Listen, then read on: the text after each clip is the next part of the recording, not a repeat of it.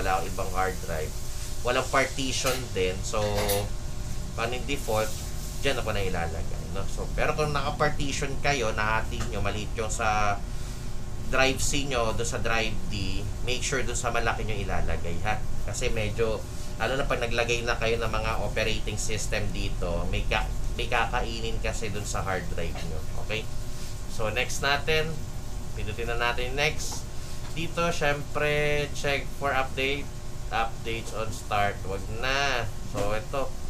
So, hindi na kayo, okay, pero sa inyo, no, pwede nyo naman checkan to kung gusto nyo laging updated yung VMware. Okay? So, next natin, next uli, no, common na process lang din. Yan. Pagdating dito, install, make sure na may internet tayo. Kasi once na wala, mamaya wala pala kayong DirectX, no, o kaya yung mga dependencies, applications nito, wala. So, mas maganda i-on nyo yung internet nyo. So, akin, i-on ko baka yan, in-on ko na yung internet natin sa baba, naka-on na siya. So, install na natin. Kasi automatic to, magda-download ng mga kailangan yan dependencies, no? Pagkano, kaya make sure may internet din kayo while doing the installation ng VMware. Ayan. Ayan, ayaw umano.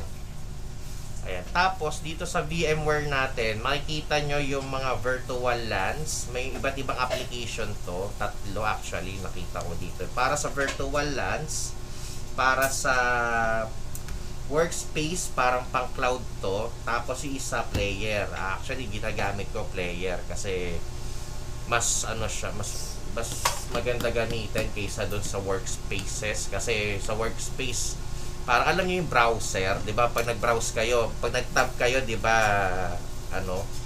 Tawag dito, mapupunta niyo iba't ibang website pero naka-tab kayo. Ayun ang ayoko feature nun. Gusto ko yung player talaga na kung saan mismo focus lang sa isang OS, operating system.